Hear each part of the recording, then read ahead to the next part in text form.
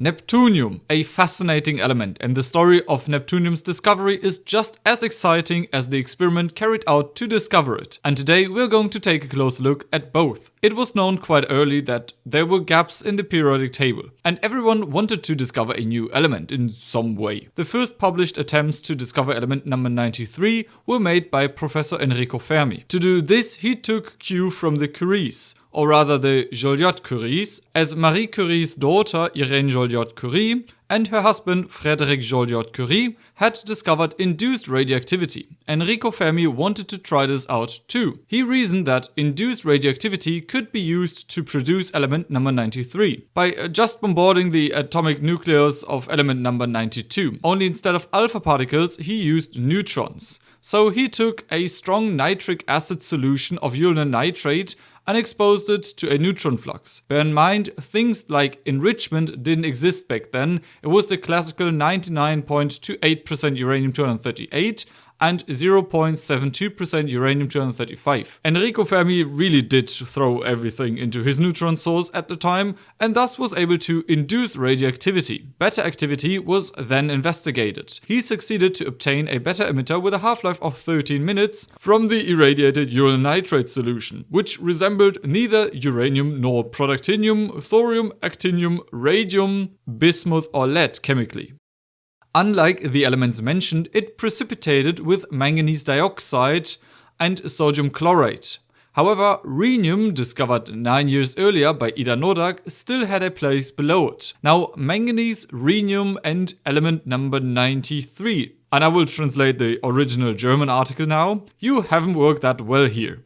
If anything, then check the discovery of new elements against all known elements. We know from experiments by Curie and Joliot that the decay series isn't continuous. So where are, for example, your investigations into polonium chemistry? Manganese oxide, okay, that could also just simply be a soluble material that has been carried along the voluminous precipitate. And take a look here, I precipitated polonium with manganese dioxide, for instance, and it precipitated perfectly. Well, clearly you don't have a good proof for element number 93. And look, I've investigated a bit more closely, and interestingly, in the uranyl nitrate solution, we have titanium, niobium, tantalum, tungsten, iridium, and so on. At this point, I'd like to emphasize once again what a powerhouse of a woman she was. Not only did she, as a woman, back in 1934, completely tear apart an internationally renowned professor, but she also worked with such precision that she stumbled upon the evidence of nuclear fission 4 years before the actual discovery.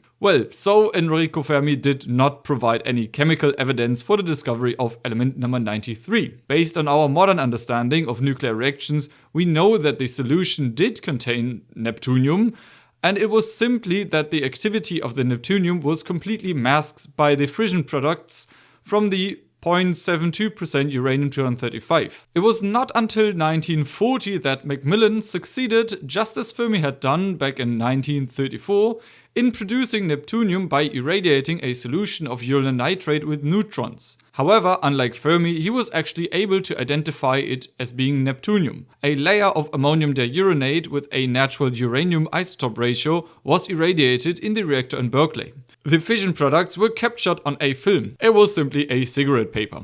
The paper film, so-called fission catcher, contained only the fission products, but in the ammonium diuranate layer there was suddenly a strange new nuclide with a half-life of 2.3 days. So they set out about conducting some chemical analysis.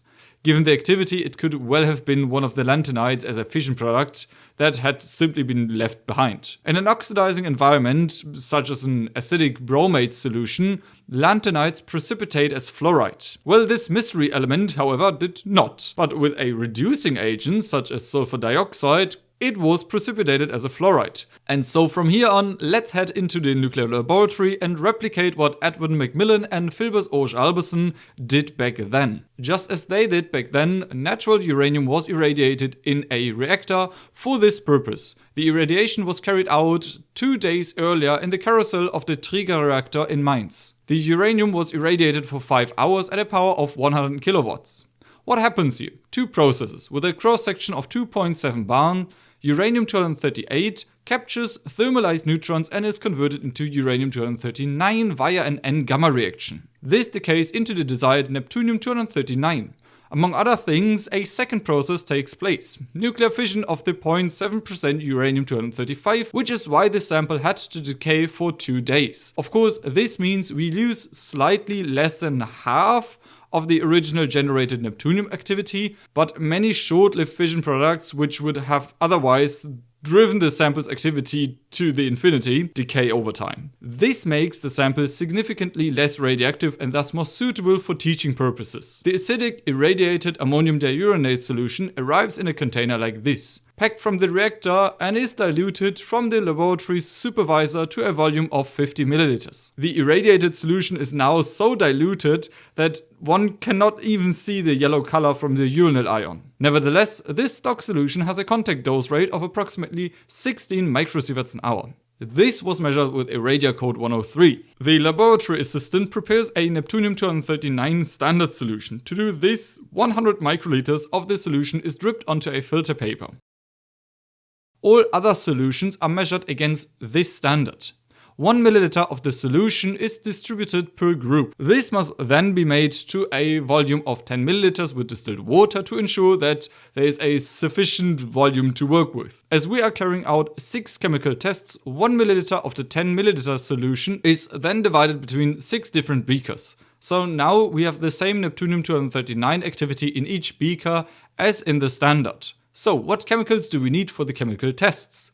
Silver nitrate solution, iron 2 sulfate heptahydrate, saturated potassium iodide solution, hydroxyl ammonium chloride, potassium bromate, iron 3 carrier 1 mg per milliliter, saturated sodium fluoride solution, carbonate containing ammonia solution, zirconium 4 carrier solution, thorium 4 nitrate carrier containing 20 mg per milliliter of thorium, and some lanthanum 3 carrier and hydrogen sulfide solution, which was prepared the day before. Before we start the experiments, all of these experiments make use of chemical carriers. The special thing about working with radionuclides, as in the case with neptunium, is that we are dealing with such low concentration that the individual ions in the solution are practically invisible and therefore exhibit different chemical behaviors than we would expect from the bulk element material. By now we are familiar with the chemistry of large quantities of neptunium. Video is linked here. Back then the approach was more like,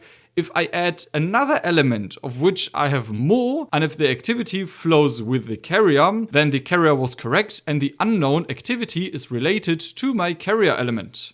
To this first neptunium sample, 3 drops of silver nitrate are added to 10 milliliters of distilled water.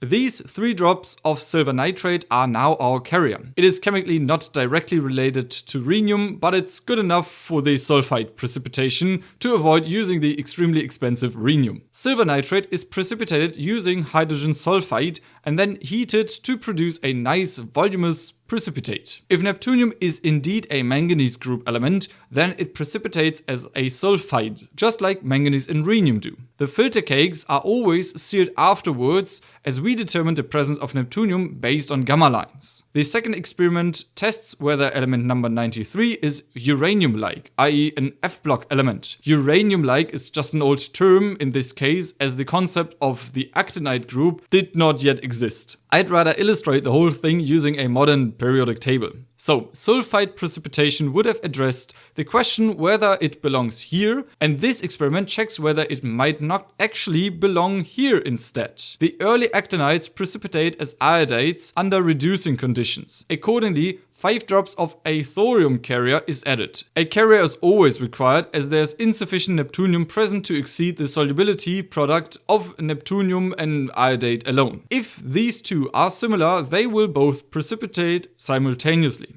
A small amount of iron 2 sulfate is added to hydrochloric acid solution as a reducing agent. Thorium cannot be reduced in this way, but other early actinides such as neptunium can. Heat and then place it in an ice bath. While this cools down, we can make efficient use of our time and prepare experiment number 3 by adding 50 drops of iron carrier solution to beaker number 3. The neptunium is oxidized using potassium bromate and hydrochloric acid. It may well be that the oxidation state was incorrect in experiment number 1. Back to experiment number 2. Thorium iodate is precipitated from the ice-cooled solution using potassium iodate solution. If neptunium is an actinide, it will also precipitate as an iodate. The heated mixture from experiment number 3 is mixed with an alkaline ammonia solution containing carbonate. What precipitates is a yellow iron 3 hydroxide. Due to the oxidative environment, neptunium, like uranium, will be present as an Ul ion, and as shown in a short experiment, will form a tricarbonate complex with the carbonate and remain in solution. But what happens if we carry out the carbonate test using a reductive rather than an oxidative approach? That is, using hydroxyl ammonium chloride as a reducing agent. Again, iron 3 acts as a carrier which is reduced to iron 2, and then a precipitate forms again with the carbonate containing ammonia solution. Here, neptunium cannot form a Ul ion, and like uranium is present as a 4+ ion, which will precipitate as a hydroxide with iron 2. So now we have oxidative, reductive, hydroxide precipitation, and additionally we will carry out the same procedure in experiment number 5 and 6 using fluoride. Once again, a warm oxidative environment is created using nitric acid and bromate. Lanthanum and zirconium are used as carriers, followed by precipitation with a saturated sodium fluoride solution. If element number 93 is an actinide, it will, like uranium, be present as a Ul ion and will not be precipitated.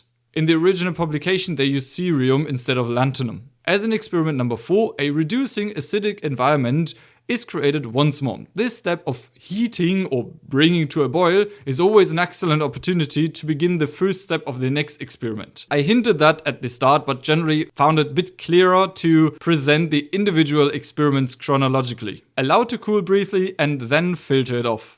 Here is an overview of all the samples that were to be measured. After measurement and the correct evaluation, the results should look something like this. So the failed sulfide precipitation showed us that element number 93 does not belong to the rhenium group. This is because neptunium forms Ul ions under these conditions, which do not precipitate as sulfides. Rhenium does not form Ul ions, and these Ul ions are more characteristic for the early actinides, but they are not exclusive to the actinides. Through reduction with iron 2 sulfate, our neptunium in the form of neptunyl ion became neptunium 4, which, analog to the thorium in this case, precipitates as a iodate. On an oxidative condition, it again forms this Ul ion, which would actually precipitate in an alkaline medium, but we have added a carbonate containing ammonia solution, and here highly soluble carbonate complexes form again as we know it from the urinal. In a reducing environment, no carbonate complexes form, and so the neptunium precipitates as a hydroxide hydrated oxide.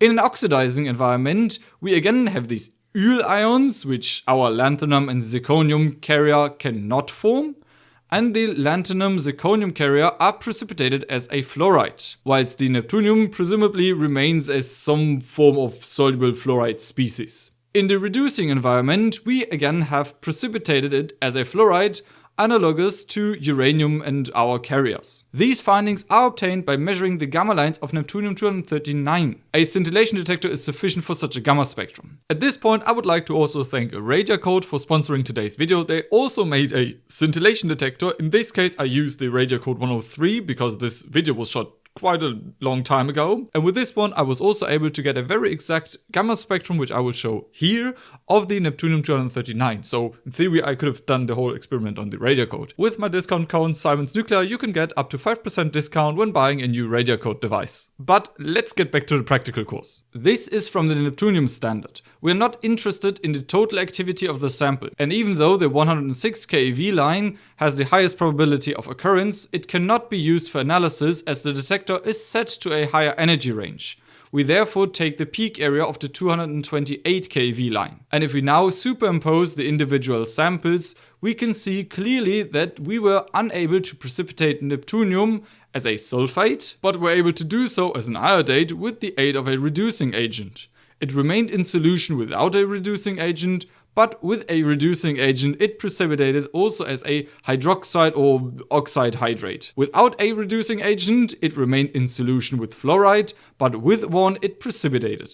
We have thus chemically proven that neptunium is an actinide. Actinides occur in higher oxidation state, and namely as Ul ions. Thanks to these chemical tests, Neptunium can be classified as an actinide, as it's the case in a modern periodic table. Macmillan and Alberson also went on to investigate its radiation, which would go beyond the scope of this practical course. This video was produced in collaboration with the Triga Mainz Research Reactor led by Dr. Gebhardt and Dr. Eberhard, and a big thank you goes out to Yannick Lohmann, who organized everything from coordinating and supervising the practical course to compiling the data at the end of the experiment. And of course, a big thank you goes out to my Patreons for the financial support. With that being said, thank you for your attention and goodbye.